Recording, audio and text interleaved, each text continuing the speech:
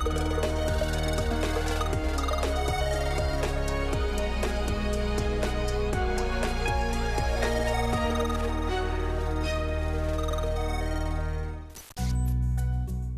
President of the European Commission proposed punitive measures against Israel for the first time. In a rebuke to the Jewish state, Ursula von der Leyen criticized the military operation in Gaza, which she said has created a man-made famine.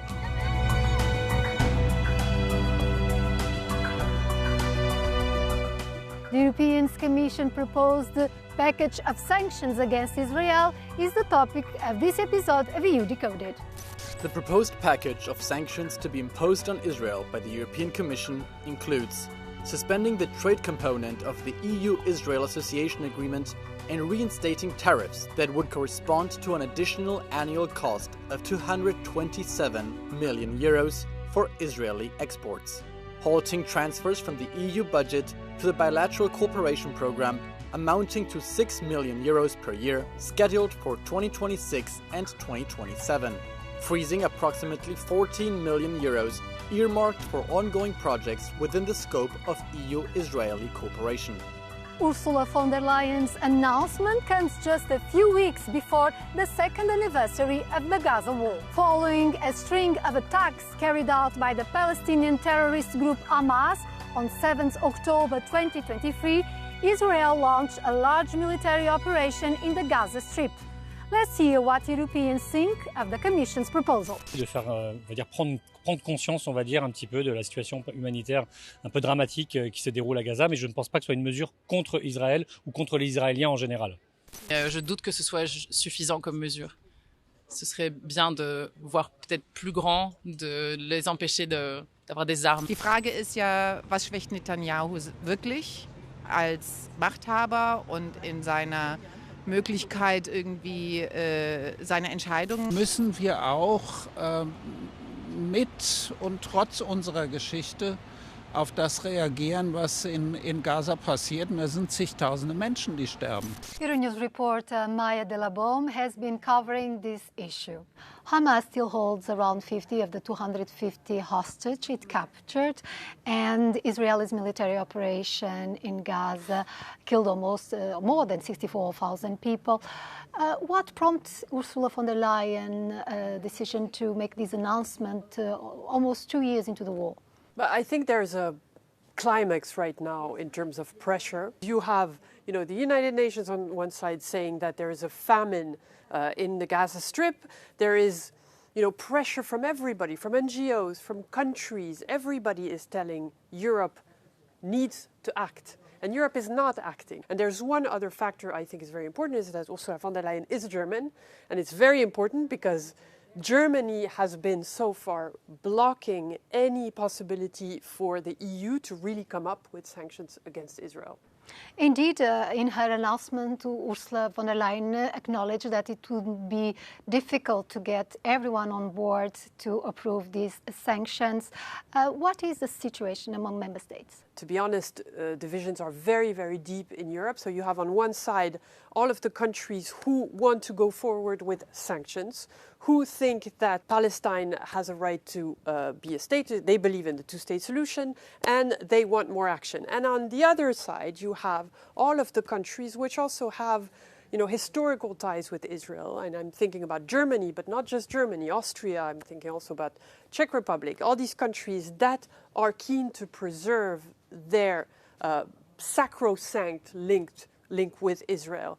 While thinking that they might be able to overcome that division, what would be the impact on Israel of approving sanctions, notably the suspension of the trade component in the association agreement, because the EU and Israel are close partners. These trade components require qualified majority, and as you know, in the EU, qualified majority is a complex issue because you need large countries like Germany, like Italy, to agree and to vote for these sanctions. So if ever this happens, it would be, I would say, the end of a free trade agreement between the bloc and Israel. So concretely, it would mean maybe, tariffs, custom duties, something that Israel never had with the EU. The measures include sanctions against two far-right Israeli ministers, Itamar Ben-Gvir and Bezalel Smotrich, for inciting hatred. Sanctions will also be imposed on violent settlers who caused destruction in the West Bank. Israeli Foreign Minister Gideon Sa'ar reacted to the European Commission's announcement by saying it was unacceptable behavior between partners. This month, the European Parliament adopted a resolution calling for measures to end this conflict. We heard the views of two MEPs. It's the wrong moment because we have seen, and we also say it in our resolution, that there was an improvement of the humanitarian situation. And I would like to have rather conditioned suspension or an incentivization of Israel than a punishing. It is a question that all of us are scratching our heads as to why there hasn't been any measures at all taken against Israel.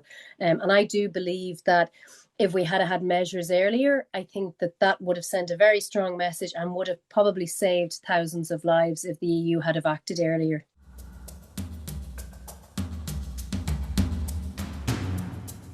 We have to make sure that this new state of Palestine recognizes the right of existence of Israel, because this is the main problem in the region, and that it doesn't harbor terrorists, because we see actually also, I see also a little bit naive trust in the Palestinian Authority.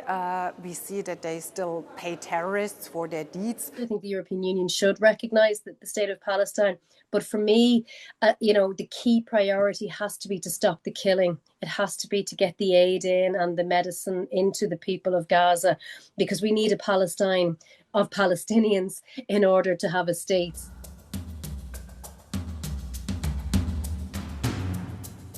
I think we should be very careful also with the terms like genocide, human rights violations, war crimes in addition. And I have the firm belief that we should leave this to the international courts to decide about it. And we should concentrate, and I think there's a big agreement on that, to improve the humanitarian situation. It's so obvious that there's a double standard when it came to the treatment of Russia, and nobody objected. I agreed that sanctions needs to be taken. It's an illegal occupation.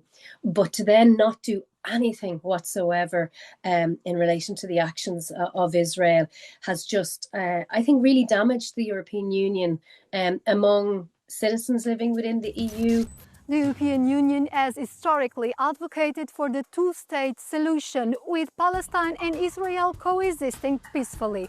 Only 10 of the 27 EU member states have recognized Palestinian sovereignty. It remains to be seen whether Europe can act as the bloc to resolve the conflict.